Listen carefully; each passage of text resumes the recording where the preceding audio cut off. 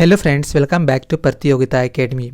Friends, अगर इस बार आप लोग आरआरबी ग्रुप डी का एग्ज़ाम देने वाले हैं तो ये वीडियो आप लोगों के लिए बहुत ही इम्पॉर्टेंट है, क्योंकि इस वीडियो में हम लोग नंबर सिस्टम का कुछ सेलेक्टेड क्वेश्चन को डिस्कस करेंगे। फ्रेंड्स, ये हमारा पार्ट नंबर 3 है। अगर आपने अभी तक पिछले पार्ट को नहीं देखा है तो उसका लिंक आपको डिस्क्रिप्शन बॉक्स में मिल जाएगा, वहाँ से जाके आप इसको देख सकते हैं। फ्रेंड्स, यहाँ पे जो भी क्वेश्चन डिस्कस करेंगे मैं आपको उसका कॉन्सेप्ट बताऊंगा, उसका ट्रिक बताऊंगा, आप कैसे उसको याद रख सकते हैं ये बताऊंगा। इसलिए मैं आप लोगों से रिक्वेस्ट करना चाहूँगा कि आप इस वीडियो में अंत तक बने रहिए, ताकि आप लोग हर एक पॉइंट को अच्छी तरीक़ा से समझ पाएँ। तो चलिए इसी के साथ हम लोग डायरेक्टली क्वेश्चन नंबर 1 की ओर बढ़ते हैं। आज का हमारा क्वेश्चन नंबर 1 कहता है, देखिए यहाँ पे, सबसे बड़ी तथा सबसे छोटी 2 अंकों की अभाज्य संख्याओं के अंतर की गणना कीजिए। ये क्वेश्चन फ्रेंड्स आपका रेलवे के पिछले एग्ज़ाम में पूछा जा चुका है, और आपको मालूम ही है कि जब कोई क्वेश्चन एक बार पूछा जाता है तो वो दूसरे एग्ज़ाम के लिए बहुत ही इम्पॉर्टेंट हो जाता है, तो इसलिए आपको ये सब जानना ज़रूरी है। ठीक है, तो अब पहले बात आती है कि अभाज्य संख्या हम कहेंगे किसको। ठीक है, वही है ना, यहाँ पे सबसे बड़ी तथा सबसे छोटी 2 अंकों की अभाज्य संख्या आपको मालूम होना चाहिए। अभाज्य संख्या हम लोग किसको कहते हैं? ठीक है, अभाज्य संख्या। तो देखिए अभाज्य संख्या क्या होती है। अभाज्य संख्या का सिंपल सा डिफिनेशन ये होता है कि वैसी संख्या जो एक और स्वयं के अलावा किसी से क्या विभाजित ना हो, भाग ना हो। मतलब जो संख्या है वो चाहे तो 1 से भाग होगा पूर्ण रूप से, या नंबर खुद से, स्वयं से। ठीक है, स्वयं से, उसके अलावा किसी से नहीं। तो ये हो गया क्या, जो नंबर 1 से और स्वयं से विभाजित हो उसी को हम लोग क्या बोलेंगे? अभाज्य संख्या बोलेंगे। ये आपको याद रखना पड़ेगा। ठीक है, अगर याद नहीं है तो याद कर लीजिए, याद है तो बहुत बढ़िया। जैसे एग्जाम्पल के तौर में देखिए, 2 किससे किससे है? एक का तो 1 से है और वो खुद से है, बाकी किसी से नहीं। 3 भी क्या है? 1 से है और अपनी संख्या 3 से है।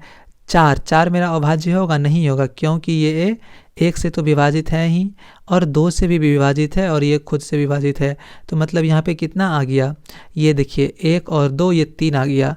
3 नहीं होगा, जब भी होगा ये संख्या 1 और ये खुद, मतलब 2 से ज़्यादा, इसका 2 संख्या से ज़्यादा इसको कोई विभाजित नहीं कर सकता है। वो कौन कौन सा नंबर है? 1 और 4। समझ गए?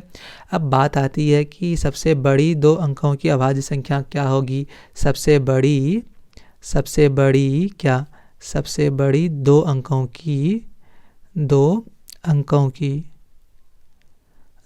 की अभाज्य संख्या क्या होगा? देखिए 100 तो मेरा 3 अंकों का हो जाता है, फिर क्या आता है? 99 मेरा कितना अक्षर का है? 2 अक्षर का है, 2 अंक का है, तो ये भी नहीं होगा। 98 ये भी किसी ना किसी से विभाजित हो जाता है।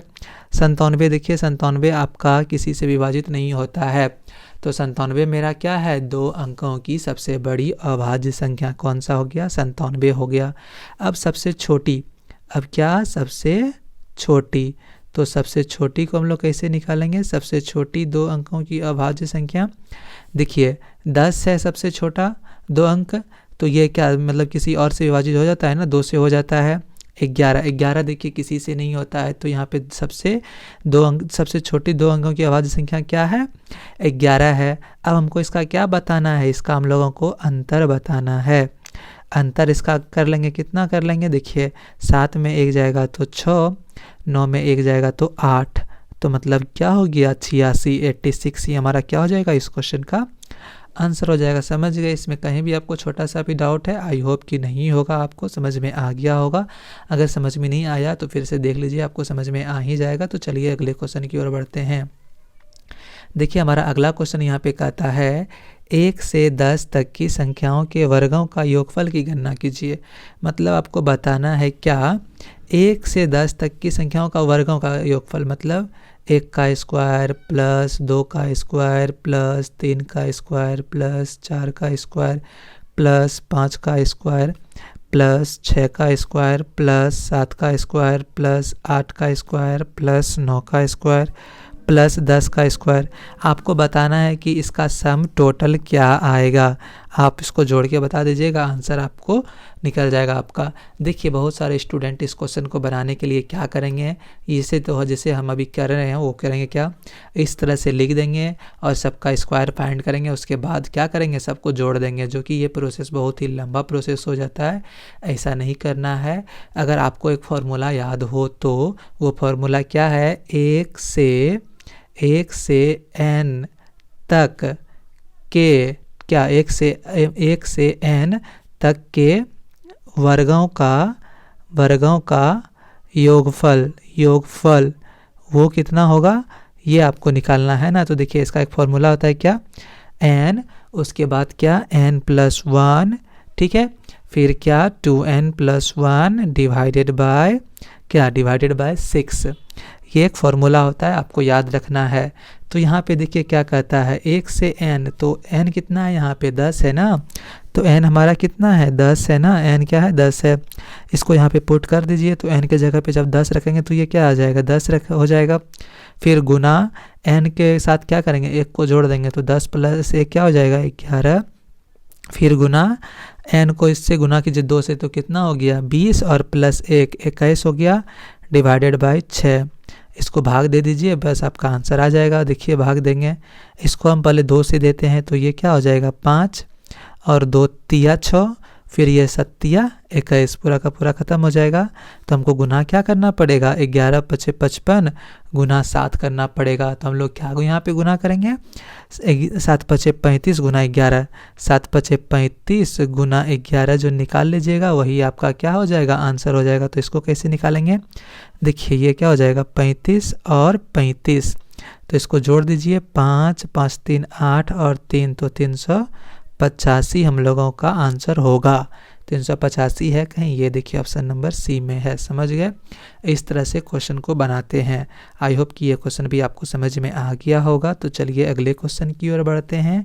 देखिए फ्रेंड्स, ये क्वेश्चन बहुत ही इंटरेस्टिंग क्वेश्चन है, आपको इसमें ज़रा ध्यान लगा के देखना पड़ेगा, काहे कि मैं आपको यहाँ पे एक अच्छा चीज़ बताने वाला हूँ। यहाँ पे देखिए क्या कहता है, यदि 1 का क्यूब प्लस 2 का क्यूब प्लस 3 का क्यूब प्लस 10 का क्यूब इज इक्वल टू कितना है 30 25 है, तो 2 का क्यूब प्लस 4 का क्यूब प्लस 6 का क्यूब प्लस कहाँ तक जा रहा है, ये 20 का क्यूब। आपको बताना है कि इसका वैल्यू क्या होगा।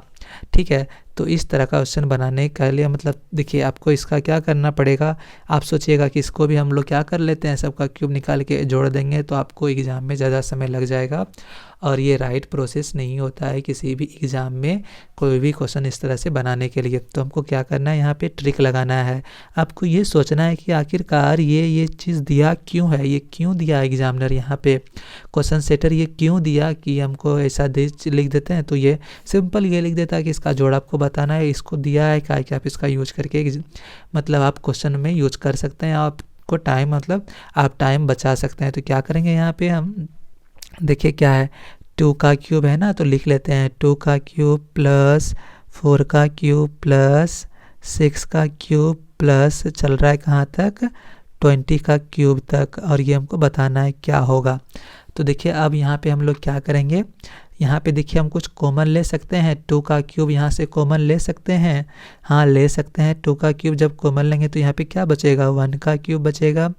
यहाँ पे क्या बचेगा बताइए, यहाँ पे बचेगा आपका 2 का क्यूब, फिर यहाँ पे क्या बचेगा 3 का क्यूब, यहाँ पे क्या बचेगा, यहाँ पे चलता रहेगा, यहाँ पे बचेगा 10 का क्यूब। आप कहिएगा यार ये क्या हो रहा है, यहाँ पे कुछ नहीं हो रहा है। आपको मालूम होना चाहिए कि अगर हम यहाँ से देखिए क्या 4⁻³ को हम लोग क्या सकते हैं 2 का क्यूब इंटू 2 का क्यूब लिख सकते हैं कि नहीं लिख सकते हैं। तो ये क्या हो जाएगा 2 दूनी 4 का क्यूब हो जाएगा, यही है। तो हम लोग यहाँ किए हैं, फिर इसको देखिए क्या किए हैं 2 का क्यूब 6 को क्या लिखे हैं 6 का क्यूब को क्या लिखे हैं 2 का क्यूब इंटू 3 का क्यूब। तो यहाँ से क्या हो जाएगा 2 इंटू 3 क्या हो जाएगा 6 का क्यूब आ जाएगा। तो वही यहाँ पे क्या कर लिए 2 का क्यूब कॉमन ले लिए और ये यहाँ पे लिख दिए। अब देखिए 2 का क्यूब तो ही है, मतलब ये तो है ही, और उसके बाद इसका वैल्यू यहाँ पे तो दिया हुआ ही है, तो यहाँ पे क्या वैल्यू दिया हुआ है 30 25 ये लिख लेंगे। और देखिए 2 का क्यूब कितना होता है, 2 का क्यूब होता है 8 और ये 30 हो गया, यहाँ पे 25 हो गया। इसको क्या कर देंगे गुना कर देंगे और मेरा आंसर यहाँ पे निकल जाएगा। गुना कीजिए, 8 पंचे 40 के शून्य बाकी 4, 8 दूनी 16, 4 20 के शून्य बाकी 2 और 0 और 2, तो 0 और 2 2 हो गया, और उसके बाद 8 तिहाई 24, तो कितना हो गया मेरा आंसर 24 200। 24 200 है कहीं? ये देखिए ऑप्शन नंबर डी में है। समझ गए सब कुछ? ये तीनों क्वेश्चन आपको समझ में आ गया? अगर आपको इसमें कहीं भी छोटा सा भी डाउट है तो आप हमें कमेंट बॉक्स में लिखकर बता सकते हैं। अगर आपको इसका सब कुछ समझ में आ गया, हर एक कॉन्सेप्ट समझ में आ गया, तो इस वीडियो को लाइक नहीं किए थे अभी इस वीडियो को लाइक कर दीजिए। चैनल को सब्सक्राइब नहीं किए हैं तो चैनल को सब्सक्राइब कर दीजिए, क्योंकि यहाँ पर आपको आपके एग्ज़ाम से रिलेटेड जो भी कॉन्सेप्ट है, जो भी इम्पोर्टेंट टॉपिक है, जो भी इम्पोर्टेंट क्वेश्चन है, वो बताया जाता है। तो फ्रेंड्स, अगर कोई चीज़ जानना चाहते हैं तो उस टॉपिक का नाम भी आप में लिखकर कमेंट बॉक्स में बता सकते हैं। और तो और कुछ नहीं, चैनल को सब्सक्राइब जरूर कर दीजिएगा। तो हम लोग फिर मिलेंगे किसी अगले वीडियो में, किसी और क्वेश्चन के साथ, किसी और नए कॉन्सेप्ट के साथ। तब तक के लिए बने रहिए आपके और हमारे favourite YouTube channel Pratiyogita academy के साथ। तो friends, thank you for watching, have a nice day, bye bye.